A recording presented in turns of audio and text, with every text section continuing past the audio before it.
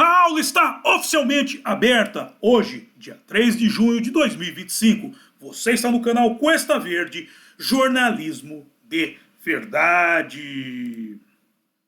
Você gostaria de ter um bar? Sim, de ser o dono de um boteco? Ou para você que já é do ramo, apenas mudar de endereço?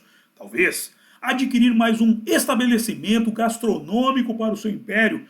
Bem, o Naldo's Bar está à venda. Sim, o meu amigo Naldo quer se aposentar e, por isso, está vendendo o seu bar. Bar que fica em um ponto privilegiado, na divisa entre Santos e São Vicente, junto aos tambores.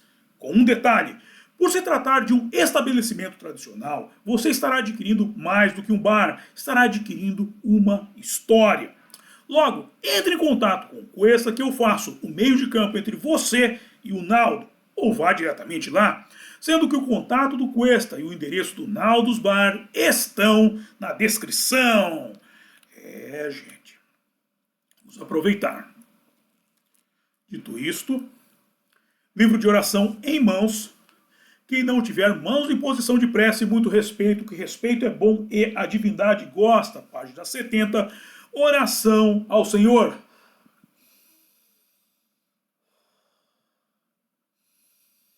Ó Senhor, El Cantare, fonte de todas as luzes, de todas as forças, de todas as sabedorias, de todos os amores.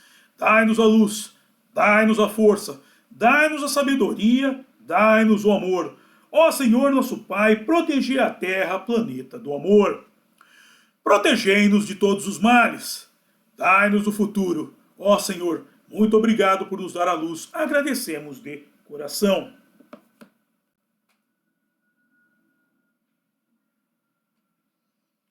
E peço a nosso Senhor El Cantare que não permita que injustiça alguma ocorra durante essa aula. Muito obrigado. Gente, voltei. Retornamos à aula, hein, nossa aula aqui sobre os exilados da capela, ou de capela do grande Edgar Armond. Temos uma parada em função dessa nova realidade que eu estou vivendo. Em breve se normalizará, mas os estudos continuam. Os estudos têm que seguir. E hoje eu vou continuar dando essa demonstração do que é a mente alienígena, que muita gente não sacou ainda a coisa.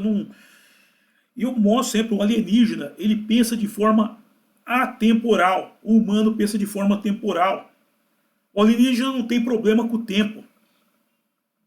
Ele não tem problema com o tempo. Eu conheço pessoas que falam, eu quero mudar o mundo. Quer mudar o mundo, acho que vai começar hoje e amanhã você vai começar a mudar o mundo a partir do momento que você tiver uma ideia e formular um pensamento em cima dessa ideia, criar massa crítica e essa massa crítica com o tempo se expandir. Dá um exemplo disso, o próprio cristianismo. Você pega a figura de Jesus Cristo, o profeta Jesus Cristo, ele juntou seus apóstolos há pouco mais de 2000 anos lá na Galileia, desenvolveu um pensamento, formou-se a massa crítica e esses apóstolos saíram pelo mundo. E você vê, 2000 anos depois, olha a influência que o cristianismo tem hoje na humanidade. 2000 anos depois, você vê como é que a coisa é. É um pensamento atemporal. O profeta Jesus Cristo seria um alienígena? Eu creio que sim, tanto ele quanto João Batista.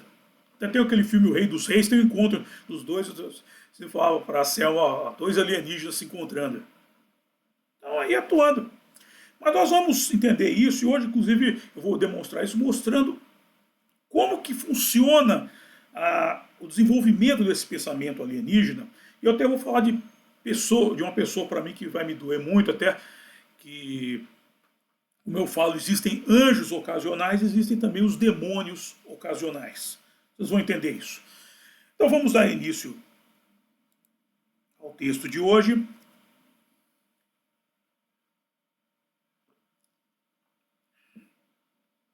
Em 2 de fevereiro de 2021, no India Times, publicado foi o artigo de autoria de Rishab Banerjee, alcunhado de "Estas são as 13 famílias do mundo que aparentemente controlam tudo, da política ao terrorismo. 5. A linhagem Freeman.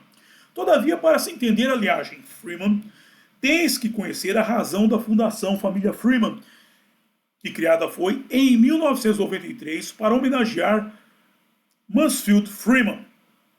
Quem é Mansfield Freeman? Me questiona Miriam Big Pig. No site da Universidade Yale, há um artigo de autoria de Patricia Stark, alcunhado de Mansfield Freeman, 1895-1992.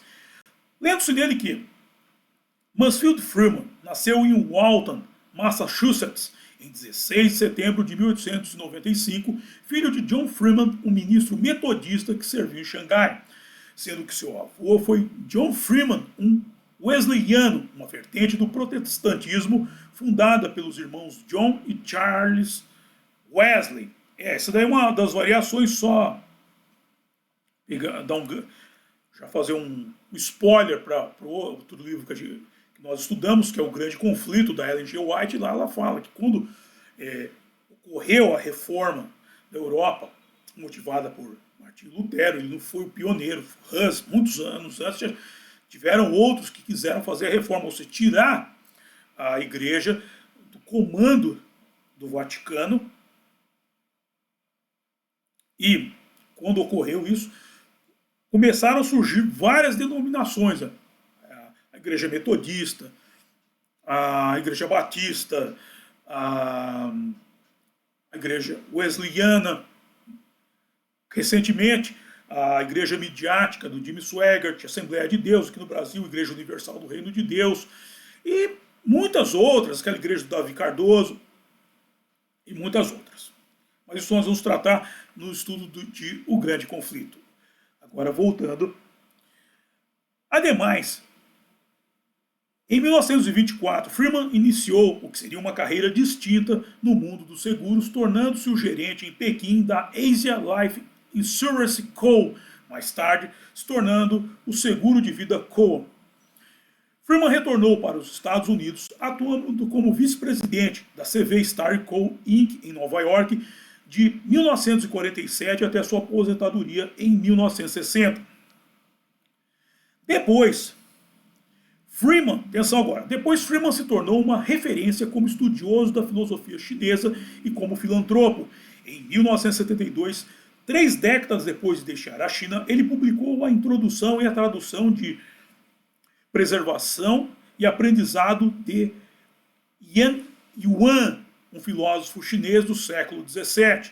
Freeman ajudou a desenvolver a cultura do leste asiático por meio do Centro Mansfield Freeman de Estudos sobre o Leste Asiático na Universidade Wesleyana. O colégio era membro e montou, e hoje existem esses centros de estudo sobre o leste asiático nos Estados Unidos inteiro. Olha como o pessoal fala muito da chegada da China nos Estados Unidos. Olha como foi chegando. Ó. Aqui está o caminho. Ademais, em 1990, foi coautor em parceria com An Pin-Shin de Taishan e Mencius, Explorações em Palavras e Significados, uma espécie de hermenêutica que o explorador Shin Tai-shin fez das palavras proferidas por Mencius, um filósofo chinês. Mansfield Freeman morreu em 17 de novembro de 1992 em sua fazenda em Greensboro, Vermont, aos 97 anos. Doravante, seu filho Buck Freeman foi transferido para a Fundação Família Freeman com o fim de fortalecer os laços de entendimento entre os Estados Unidos e a China, sendo que a maior parte das doações anuais da Fundação, de quase 30 milhões de dólares, vai para ONGs que promovem uma maior integração sino-americana. Então veja isso. A entrada da China no Ocidente se deu por quê? Pelo meio cultural. A invasão é cultural, a guerra é cultural. É só parar de pensar que guerra é com tanque, com baioneta, com míssil. A guerra é cultural. A guerra se dá por meio de cultura. E você vê, a cultura chinesa é ruim? Não, tem coisas maravilhosas. Acupuntura. E eu vou falar um nome que me dói. Bruce Lee. O Bruce Lee trouxe o Kung Fu para o Ocidente. É bom aprender que o Kung Fu é ótimo.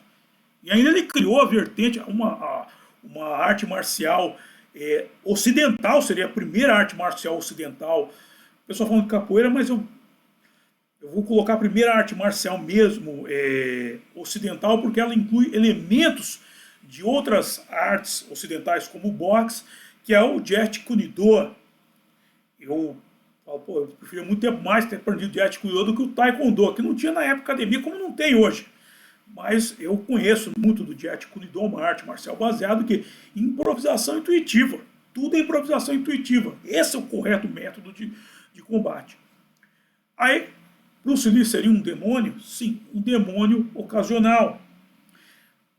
A gente precisa entender que quando se forma uma massa crítica, e essa massa crítica se desenvolve, o que acontece? Pessoas com boa intenção, que de boa intenção o inferno está cheio, acabam influenciando poder, acaba influenciando a cultura local. Que nem, e através do Kung Fu chegou-se o quê? Uma vasta cultura de filmes, que no Ocidente, claro, tem a questão que surgiu nos anos 60, foi muito forte com o avanço da contracultura, que era a contracultura vigente, que trazia do Oriente uma série de elementos, meditação, Tai Chi Chuan, e na bagagem vieram as artes marciais. E junto à filosofia por meio das artes, e as artes marciais chegam o quê? Mais rápido, na juventude. O moleque vê aquele filme de Bruce Lee fica louco. Eu fiquei doido. Na época eu vi que ia lutar arte marcial. Isso mexe. E a cultura começa na juventude, na criançada. Todo o caminho de desenvolvimento cultural está aí. E o pessoal fala muito. Fala, pô, mas a americanização. O pessoal gosta muito do termo americanização. Que fala de cultura, fala que os Estados Unidos americanizou o Brasil. Mano. Os Estados Unidos, gente, foi o cavalo de Troia. Os Estados Unidos era o cavalo de Troia. Dentro da barriga do cavalo de Troia estava a cultura chinesa, que veio com Kung Fu, acupuntura, essas comidas aí que eles têm, rolinho primavera, a arte da guerra de Sun Tzu, todo o militarismo, todos os militares do Ocidente estudam a arte da guerra de Sun Tzu. Tem o livro, está lá em Santos. Você vê como influenciou o pensamento ocidental, você vê. Eu cito sempre aquele filme, Os Aventureiros do Bairro Proibido, que o chinês fala lá. A China está aqui. A China está aqui. Eles não saíram da China, eles trouxeram a China para o Ocidente. Eles transformaram o Ocidente num subgênero da China. E os Estados Unidos foi o cavalo de Troia. Através do cinema americano, foi chegando essas coisas aqui.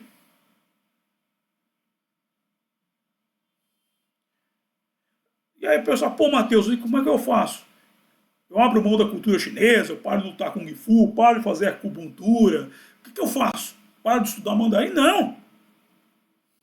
Não. Mas a gente precisa ter o pensamento, saber o que é discernir o certo do errado.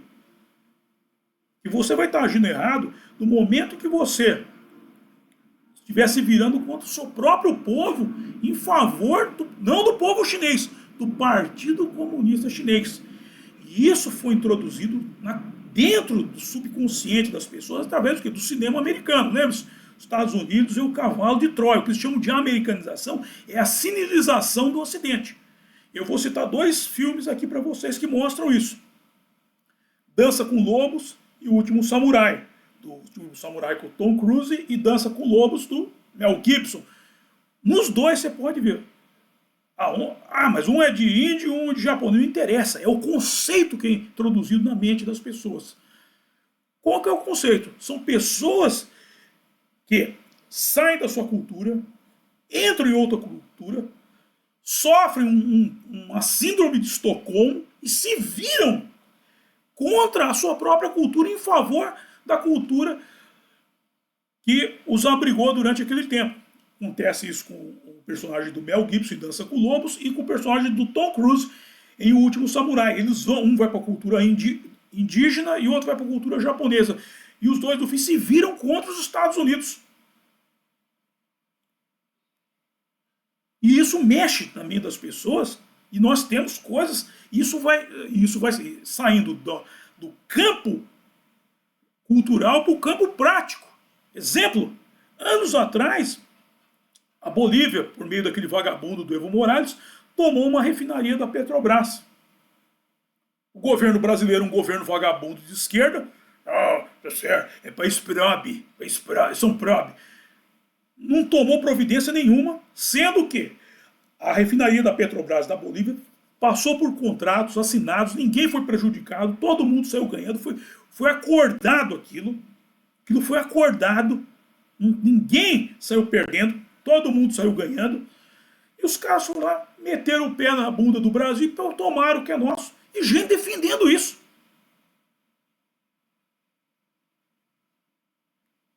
É o cara que o ladrão enfia a mão no bolso dele para tirar a carteira, tira, ele pega a mão do ladrão e ainda beija. Pode levar, você merece. Você é um pobre coitado. Eu sou um vagabundo que trabalho, pago meus impostos, não mereço ter minha carteira com dinheiro. Foi isso que fizeram. É isso que esses filmes passam para as pessoas. Isso é chamado síndrome de Estocolmo cultural.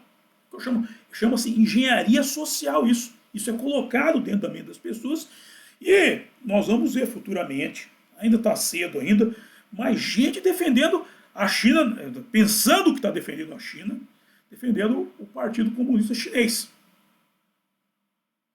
Nós já temos coisas parecidas. Eu lembro quando o Bolsonaro esteve na China,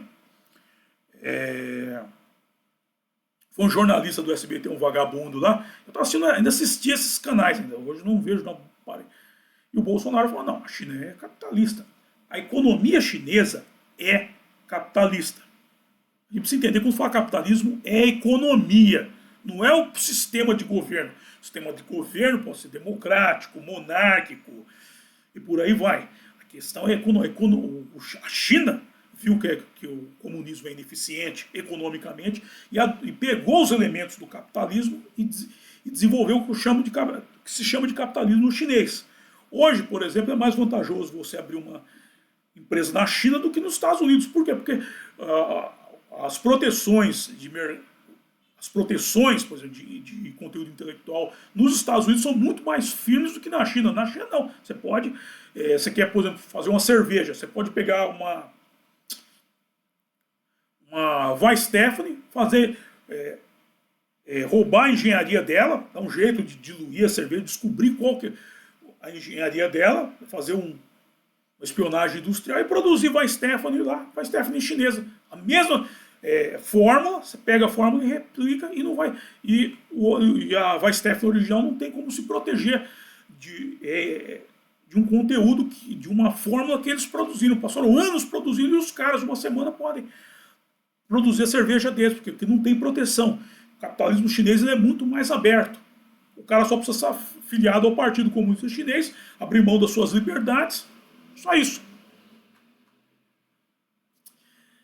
E aí esse jornalista vagabundo, ele mostrou, o Bolsonaro está perto do capitalismo, não, está perto do comunismo, mostrou a bandeira chinesa, não. O Bolsonaro foi se relacionar está perto da China, do povo chinês. Mas teve que negociar com o Partido Comunista Chinês, e não negociou com a China, ninguém negocia com a China, a gente negocia com o Partido Comunista Chinês. O povo lá é só um joguete. E aí eles estão, o Manfred Freeman, com a sua família, abriram o quê? Um canal para a chegada da China no Ocidente. Ou seja, isso foi tudo programado anos e anos de antecedência. Só voltar aqui só para o primeiro livro que ele lançou aqui, cadê? Em 1972, ele já devia estar trazendo coisa para cá. 1972, você pega 1972, nos anos 60 começou a contracultura, começou a chegar, é justamente toda a entrada do Oriente, das artes orientais aqui no Ocidente. Começa a chegar uma série de coisas, e isso começa a alterar a cultura vigente do Ocidente. Arte marcial, comida, culinária, pensamento chinês começa a entrar. E agora nós estamos tendo os frutos que o governo comunista chinês, já tendo tomado culturalmente o Ocidente, agora está começando a comprar as empresas. Isso aí é fácil. E aí o cara vai reclamar, mas não, Isso é preconceito, é xenofobia. Então é isso. Foi uma ação alienígena perpetrada na Terra para mudar a cultura. Os chineses, que eu saiba, eles estão ligados aos reptilianos. A China é um braço da nova ordem mundial ligado aos reptilianos. E começaram, em 1972, junto com aquele avanço da contracultura, começou a trazer o pensamento, e hoje tem esses centros de estudos do leste asiático por todos os Estados Unidos. A cultura chinesa está entranhada, e aqui no Brasil também. O negócio se alastrou, não só no Brasil, em todo o Ocidente. Como disse aquele cara no filme lá, Os Aventureiros do Bairro Proibido, a China é aqui. E por aqui eu encerro a aula de hoje, gente. Agora vamos para a hora de passar o chapéu, que é a hora que eu mais gosto, é a hora que vocês mais gostam também, que é a hora em que eu ganho uma graninha, é a hora que vocês ajudam o Cuesta a avançar. Bem, na descrição do programa eu estou disponibilizando os métodos de arrecadação de fundo por via direta e via indireta. Por via indireta, os meus livros aqui, ó. A Máquina da Verdade, nesse livro Menino Veste Azul e Menina Veste Rosa. Pode dar pra molecada. Pode dar pra molecada, que a molecada vai gostar, hein, gente? A molecada gostar de ler. Aí tem o meu outro livro, A Saga de Kid Winchester, ó, gente. Dia dos Namorados chegando, como eu falo sempre. Esse é um livro pro casal ler juntinho na cama, porque ele tem um componente erótico bem forte, bem picante, embora não seja só de erotismo, é um híbrido de linguagens, mas eu dei uma vertente, porque ele conta a história de um anão que é ator pornô. Imagina você na sua cama lendo isso com a sua mulher, hein? Sua namorada, você lendo isso com seu namorado, as ideias que vocês podem ter. Aproveita aí, gente. É melhor do que ficar indo atrás dessas porcarias aí de candaulismo aí. Esses hábitos sexuais que as pessoas estão tendo aí, que são, no fim, nihilistas. Eles são para destruir a família. Melhor você ter fantasias na sua cama, num lugar onde você é o rei, do que no lugar onde você é o vassalo. Ok? Na sequência, eu estou disponibilizando o link do curso Fundamentos do Exorcismo. Você pôr o Satanás para fora de casa. Aí tem a arrecadação de fundos por via direta ao apoia-se do blog O Mochileiro Místico, do Pix. Você fazer sua contribuição aqui para o Cuesta, aproveita. Ah, novidade. Estamos sendo assistidos em Bagdá, cara. Estou muito contente. Devem ser os brasileiros de Bagdá. Gente, força aí, meu. Invista no Cuesta, que o Cuesta é uma ferramenta para modificação do Brasil e do mundo. Ah, Matheus, daqui a 2.000 anos, daqui a 3.000, não importa. Tem que começar agora. Na sequência, há o PayPal para os acordos. Você do estrangeiro, você que não pode fazer Pix no estrangeiro, faz o PayPal. Está aqui o link aqui para o código do PayPal, que é um e-mail meu. Manda uma grana aí pra gente. Na sequência tem o link da boutique do Cuesta, para você comprar sua beca de conservador. O link com Letras de Mateus, meu álbum de rock em parceria com o Renato Pop. E o contato do Cuesta, para você mandar suas dúvidas, sugestões de pauta, até pedir o contato do Naldo. Por fim, temos o grupo do Cuesta no Facebook, o grupo do Cuesta no X, o Pravda Conservador, e o grupo do Cuesta no WhatsApp. O link dos três para você receber notícias em primeira mão. E por fim, Naldos Bar, o ponto de encontro dos acólitos. Gente, então o endereço, vá lá, você conhecer. Ó, tá um friozinho, hoje tá chovendo, amanhã vai estar frio, amanhã eu estarei lá. E amanhã é o dia da feijoada, hein, gente? Peça pro Naldo pôr aquele coentro gostoso por cima, que fica uma delícia, velho. Recomendação do chefe Matheus. E atenção, atenção Denilson, atenção Denilson, atenção Denilson, todos os carros pró. Teremos esse é no sábado. Próximo evento do sábado, Elvis e Alice, no Hilton, em 1978, no sábado, dia 7 de junho de 2025, às 6 horas da tarde, às 18 horas. No sábado, dia 7 de junho de 2025, às 8 horas, Elvis e Alice no Hilton, em 1978. O famoso encontro entre Elvis Presley e Alice Cooper, cara. O negócio tá muito louco, gente. Dito isto, quero agradecer a todos vocês que me acompanharam e até a próxima. Bye!